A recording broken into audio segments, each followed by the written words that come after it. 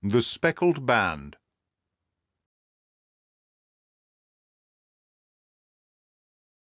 In glancing over the notes of the 70-odd cases in which I have, during the last 8 years, studied the methods of my friend Sherlock Holmes, I find many tragic, some comic, a large number merely strange, but none commonplace. For working as he did rather for the love of his art than for the acquirement of wealth, he refused to associate himself with any investigation which did not tend towards the unusual, and even the fantastic. Of all these varied cases, however, I cannot recall any which presented more singular features than that which was associated with the well-known Surrey family of the Roylotts of Stoke Moran. The events in question occurred in the early days of my association with Holmes, when we were sharing rooms as bachelors in Baker Street. It is possible that I might have placed them upon record before, but a promise of secrecy was made at the time, from which I have only been freed during the last month by the untimely death of the lady to whom the pledge was given. It is perhaps as well that the facts should now come to light, for I have reasons to know that there are widespread rumours as to the death of Dr. Grimesby Roylott, which tend to make the matter even more terrible than the truth. It was early in April in the year 83 that I woke one morning to find Sherlock Holmes standing, fully dressed, by the side of my bed. He was a late riser, as a rule, and as the clock on the mantelpiece showed me that it was only 7:15, I blinked up at him in some surprise, and perhaps just a little resentment, for I was myself regular in my habits. "Very sorry to knock you up, Watson," said he, "but it's the common lot this morning.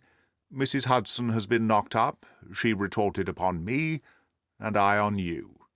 What is it, then? A fire? No, a client. It seems that a young lady has arrived in a considerable state of excitement, who insists upon seeing me. She is waiting now in the sitting-room. Now, when young ladies wander about the metropolis at this hour of the morning, and knock sleepy people up out of their beds, I presume that it is something very pressing, which they have to communicate. Should it prove to be an interesting case, you would, I am sure, wish to follow it from the outset. I thought at any rate that I should call you and give you the chance. My dear fellow, I would not miss it for anything." I had no keener pleasure than in following Holmes in his professional investigations, and in admiring the rapid deductions, as swift as intuitions, and yet always founded on a logical basis, with which he unravelled the problems which were submitted to him. I rapidly threw on my clothes, and was ready in a few minutes to accompany my friend down to the sitting-room. A lady dressed in black and heavily veiled, who had been sitting in the window, rose as we entered. "Good morning, madam," said Holmes cheerily. "My name is Sherlock Holmes. This is my intimate friend and associate, Dr. Watson, before whom you can speak freely as before myself. I am glad to see that Mrs. Hudson has had the good sense to light the fire. Pray draw up to it, and I shall order you a cup of hot coffee, for I observe that you are shivering." "It is not the cold which makes me shiver," said the woman in a low voice, changing her seat as requested. "What then?" "It is fear, Mr. Holmes. It is terror." She raised her veil as she spoke, and we could see that she was indeed in a pitiable state of agitation, her face all drawn and grey, with restless, frightened eyes, like those of some hunted animal.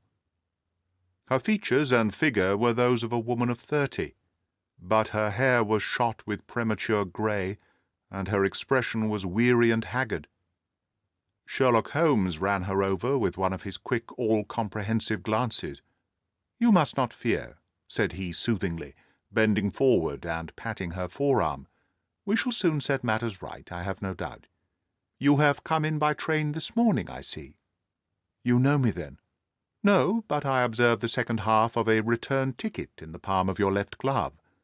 You must have started early, and yet you had a good drive in a dog-cart along heavy roads before you reached the station."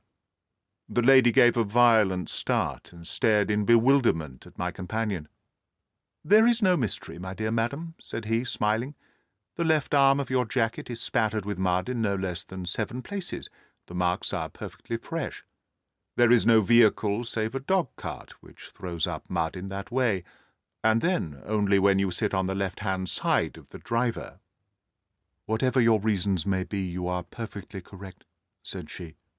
"I started from home before 6, reached Leatherhead at 20 past, and came in by the first train to Waterloo. Sir, I can stand this strain no longer. I shall go mad if it continues. I have no one to turn to, none, save only one who cares for me, and he, poor fellow, can be of little aid. I have heard of you, Mr. Holmes. I have heard of you from Mrs. Farintosh, whom you helped in the hour of her sore need. It was from her that I had your address. Oh, sir, do you not think that you could help me too, and at least throw a little light through the dense darkness which surrounds me?